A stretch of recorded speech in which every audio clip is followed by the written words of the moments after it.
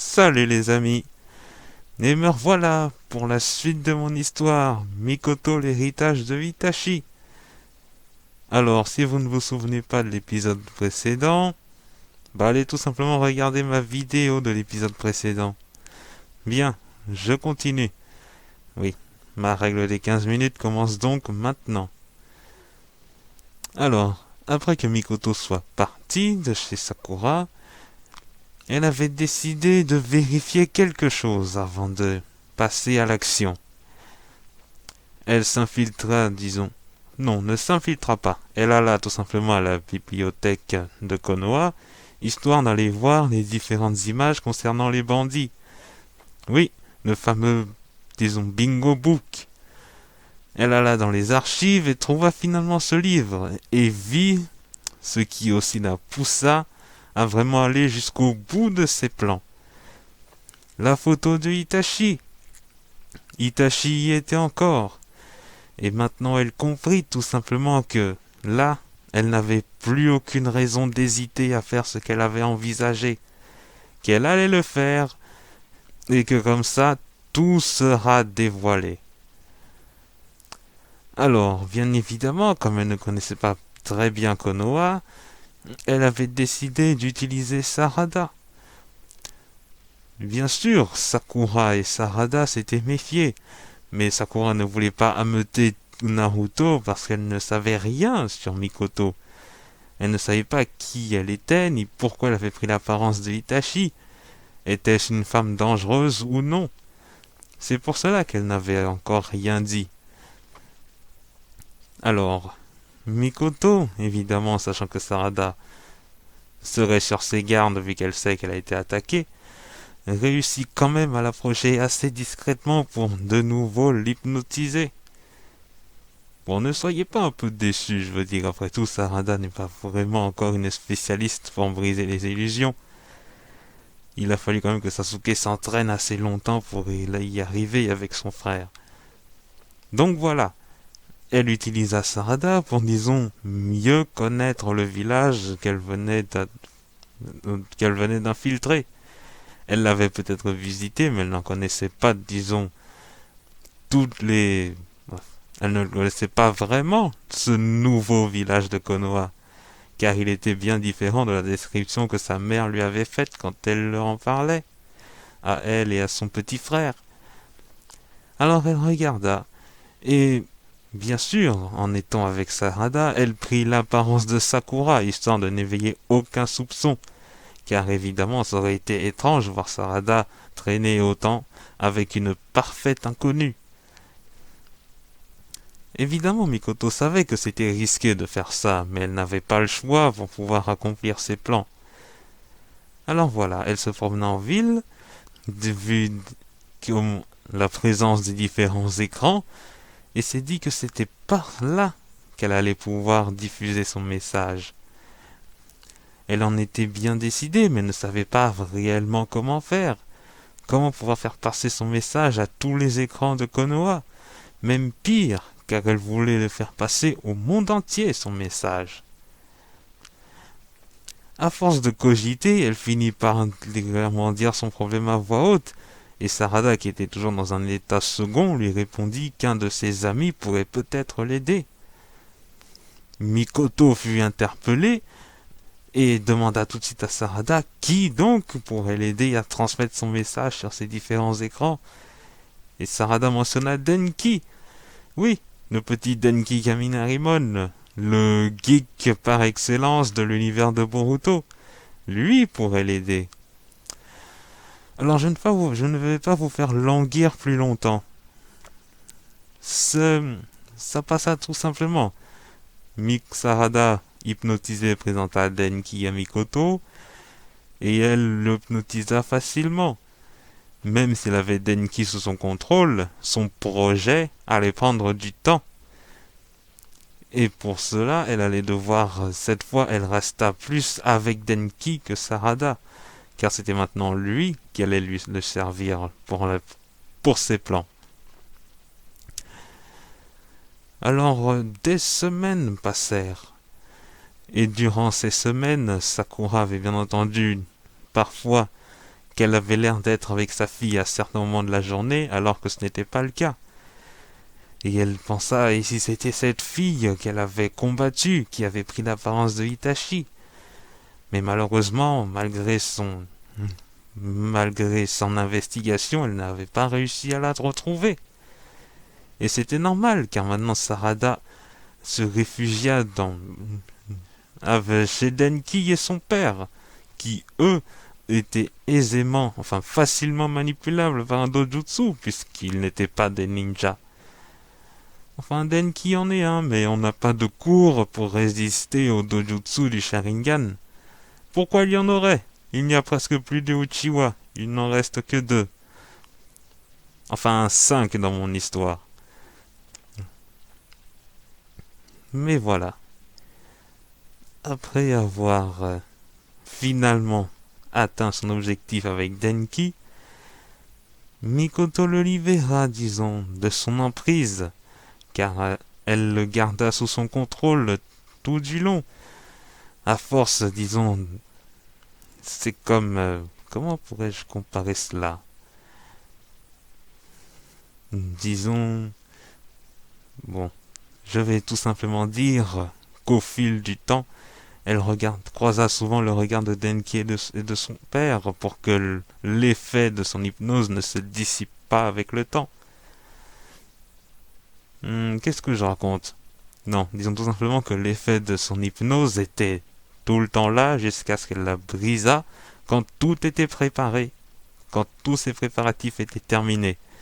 Car oui, c'est grâce à Tsunade, après tout, que Sasuke et Kakashi se sont réveillés des arcanes lunaires de Itachi. Alors voilà, Denki et son père avaient vaguement conscience d'avoir été sous le contrôle d'une personne, mais ne voyaient pas plus que ça, car pour eux, ils pensaient que rien n'avait été arrivé. Tout du long durant ces semaines, Boruto n'avait rien dit à Denki sur un quelconque comportement, ni Iwabe, ni Metal Lee. Denki avait continué de vivre sa vie normalement, même si parallèlement il aidait au projet de Mikoto. Et c'est ainsi qu'un soir, quand le soleil commença à se coucher et qu'il faisait déjà sombre, une image apparut sur tous les écrans les uns après les autres. Et cette image, ce n'était autre que Itachi.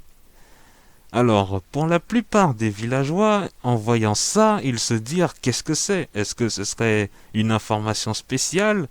Un avis de recherche sur cet homme? Car après tout, très peu de personnes maintenant connaissent Itachi. Mais quand Naruto et compagnie virent ce qui se passait, là ils ont compris que quelque chose clochait, car eux le connaissaient. Cet homme qui était censé être mort. Et aussi, pourquoi le plan de Mikoto avait duré toutes ces semaines? Car c'était pour produire un signal assez puissant pour parasiter les écrans d'autres pays. Au niveau des 5 grandes nations, le message de Mikoto a pu être diffusé sur différents écrans. Bien sûr, pour les autres nations, les messages tous les écrans n'avaient pas été piratés. Ça aurait été un peu trop abusé et je pense rester dans une limite raisonnable. Mais voilà, tout le monde voyait ça et se demandait pourquoi est-ce que Itachi est à l'écran. Et c'est ainsi qu'Itachi se mit à parler et commença à se présenter. Mais que voulait dire Mikoto exactement? Pourquoi est-ce qu'elle a fait ça? Simple. Pour tout simplement révéler toute la vérité sur Itachi.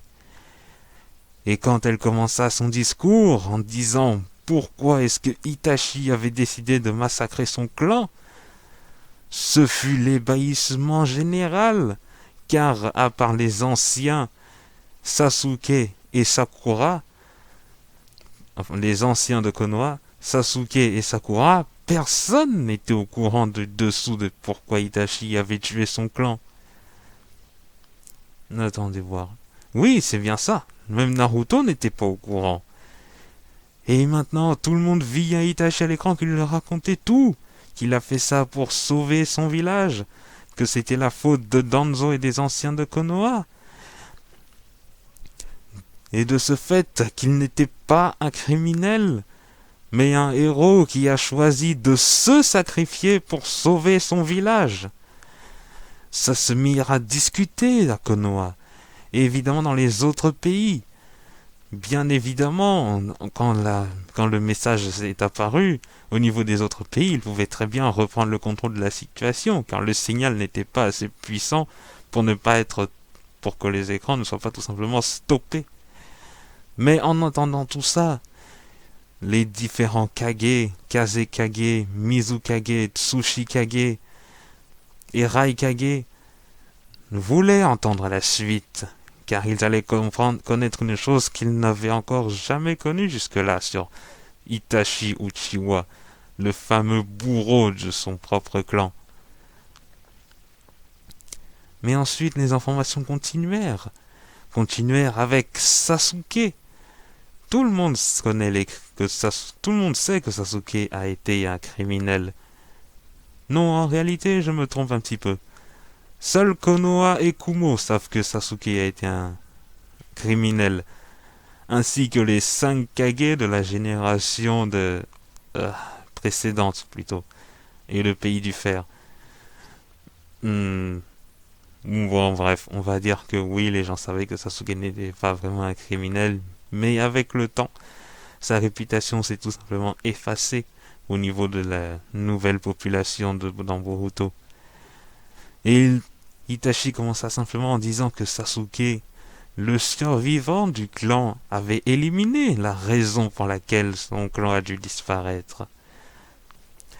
Quand ça s'est mis à discuter, les personnes commencèrent à se dire que ils comprenaient le geste de Sasuke et se demandèrent si c'était à cause de ça qu'il avait été un criminel à l'époque.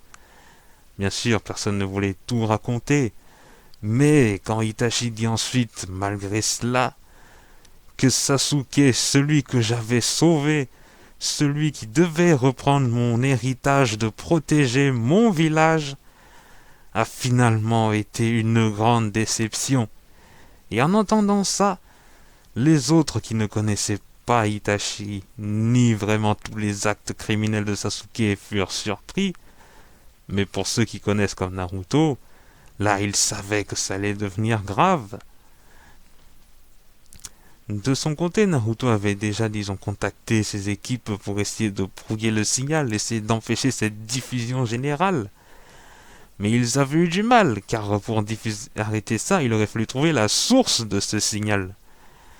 Mais bon, malheureusement, ça n'a pas été fait à temps, car qui est Sasuke a finalement été dévoilé, qu'il a déserté le village, qu'il avait rejoint l'Akatsuki, même qu'il avait essayé de conquérir le monde pendant que tout le monde était sous l'emprise des arcanes lunaires infinis lancés par Madara.